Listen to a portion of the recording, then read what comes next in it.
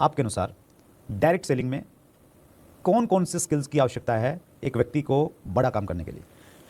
बहुत ही सुंदर प्रश्न वत्स साहब आपके श्रीमुख से निकला है। शायद मुझे ऐसा लगता है कि ये प्रश्न एक टर्निंग पॉइंट हो जाएगा इस एपिसोड के लिए, और बहुत ही प्रकृति की कुछ इच्छा जरूर होगी, क्योंकि उसके इच्छा के बिना तो कुछ होता नहीं। स्किल की अगर हम बात करें तो जो मेरा अनुभव है, मेरा व्यू है, मैं साथ में आपका भी चाहूँगा, तो कहीं ना कहीं इस पूरी दुनिया में सबसे ज़्यादा प्रोफेशन देने वाला, मान सम्मान देने वाला प्रोफेशन सेल्स है। बट उसका एडवांस वर्जन हम डायरेक्ट सेलिंग को इसलिए कहेंगे क्योंकि सर स्पेशली जो हार्वर्ड यूनिवर्सिटी का एक रिसर्च है 2018 का, उसमें उसका वेबसाइट में जाएंगे तो उसका जर्नल में आप पढ़ भी सकते हैं। तो एक बार एक रिसर्च हुआ कि 100 अलग अलग फील्ड के जो सक्सेसफुल लोग रहे, उन सब में क्या कॉमन हैबिट्स पाई जाती है, ताकि वो तो रिसर्च ही करके पूरी दुनिया को बताती है कि कॉमन हैबिट्स क्या पाई जाती है। तो 3 कॉमन चीजें निकल कर आई। अच्छा, वो 3 कॉमन को हम बोलेंगे 3 स्किल्स जो सबके अंदर था। सब अलग अलग प्रोफेशन के थे, बट वो तीनों स्किल सबके अंदर था। तो सबसे पहला जो स्किल का निकल कर आया वो वही है जो विश्व का सबसे ज्यादा पैसा देने वाला स्किल है, वो है सेलिंग स्किल। दूसरा जो है वो है public speaking, communication and public speaking. तीसरा पे अगर बात करूं तो वह है, मैं कह सकता हूं हिंदी में वो लोक व्यवहार, यानी कि पीपल मैनेजमेंट स्किल। तो सर एक चीज जैसे कि कभी कभी कहीं कहते हैं कि थोड़ा सेल्स की डीप में जाते हैं क्योंकि डायरेक्ट सेल में है। बिल्कुल कमल जी, जो व्यक्ति हमारे इस कन्वर्सेशन को सुन रहा है उसको ये मालूम चल गया है सेल्स बहुत जरूरी है, तो उसने अपने आप को सेलिंग स्किल्स में थोड़ा सा बेटर होना है, एनहांस करना है इसको थोड़ा सा, कुछ 2-3 चीज़ें जो उसको एक अच्छा सेल्स पर्सन बना दें। सर इसमें 2-3 स्टेप्स हम ऐसे मानेंगे। सबसे पहले तो किसी भी प्रोफेशन में अगर मास्टरी करना है तो एक चीज़ है कि अगर आपको शॉर्ट टर्म में करना है तो उस प्रोफेशन के मास्टर के पास आप जाके tool, techniques, method and process, okay, ये जरूर सीखें। जैसे कि सेल्स की सबसे बड़ी चीज़ ये है, एक स्पिन सेलिंग का जो किताब है जिसमें बहुत अच्छा से बताया गया है कि आप सेल्स को ये समझो कि आप इस दुनिया में भेजे गए दूत हो। किस चीज़ के लिए? किसी की समस्या का समाधान करने के लिए या किसी की जरूरत को पूर्ति करने के लिए।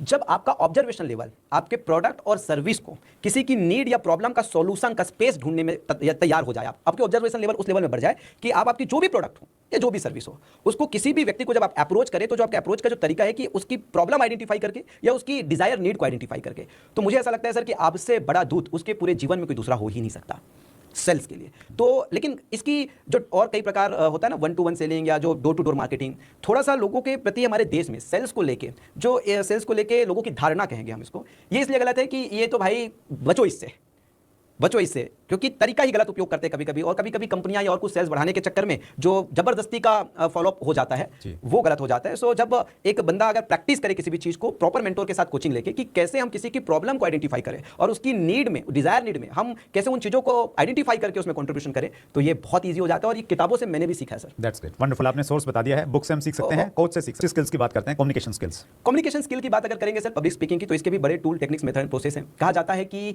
एक इंसान की जुबान खुलते ही उसका रियल इंट्रोडक्शन होता है। आप डोंट जज उसके ऊपर के कवर से कभी जज मत कीजिए, डोंट जज the box by the cover, कभी भी आप जज मत कीजिए। हो सकता है जितना सुंदर वो दिख रहा हो उतना ही बेहुदा हो। तो जब जुबान खुलती है तो चीजें पता चल जाता है। तो कम्युनिकेशन और पब्लिक स्पीकिंग तो सर लोगों के दिलों में राज करने वाला स्किल है, और इस पे हम बोलने के पहले और स्टेज में जब जाए तो स्टेज में जाने से पहले, इंट्रोडक्शन के समय आई कांटेक्ट कैसा होना चाहिए, फेशियल एक्सप्रेशन कैसा होना चाहिए, बॉडी लैंग्वेज कैसा होना चाहिए। मैं डायरेक्ट सेलिंग व्यवसाय पब्लिक स्पीकिंग में आप मास्टरी बन सकते हैं, और ये एक ऐसा स्किल है पब्लिक स्पीकिंग कि मुझे ऐसा लगता है कि एक कंपनी के सीईओ को भी इसकी सीखने की जरूरत है। तो इतना बड़ा अपॉर्चुनिटी आपके लिए डेवलप हो सकता है। That's wonderful. क्या गहराई, क्या कन्विक्शन है कमल जी आपकी बातों में, वंडरफुल। तीसरी स्किल्स है people management skill. People management skill sir, people skill ये वाली चीज़ है कि सीधी सीधी बात है, लोक व्यवहार है। और जैसे कि बीइंग अ व्यापारी बिजनेसमैन, मैं आपको बताऊंगा जो मेरा ऑब्जर्वेशन कहता है, एक बिजनेसमैन का चरित्र केवल लेन देन से पता चलता है कि उसका लेन देन कैसा है। तो ये समझ आ जाता है कि यार ये चरित्रवान है, ये व्यापारी। तो लोक व्यवहार है totally people management skill. Actually में दिक्कत क्या होती है कि जब आप मेरे लिए फायदे के हो तब तक तो रिश्ता ठीक है, लेकिन जब कभी लगा कि आप कुछ मेरा नुकसान कर दिया या मेरे बारे में इधर उधर कुछ बातें करते हो, उस दिन से मेरा व्यवहार खराब हो जाता है। तो ये समझना जरूरी है सर कि किसी भी इंसान को केवल हम फाइनेंशियल एस्पेक्ट से ना देखें कि हमारे फायदेमंद है। उसकी संगति किसी भी रूप में आपके लिए फायदेमंद हो सकती है। अगर वो आपका कुछ नुकसान भी करा दिया, उस स्थिति में भी उससे व्यवहार, जैसे कहते हैं ना कि एक इंसान जब तक जिंदा है वो पानी में अपने आप को छुपा सकता है, मरने के बाद तो चीजें ऊपर आएगी।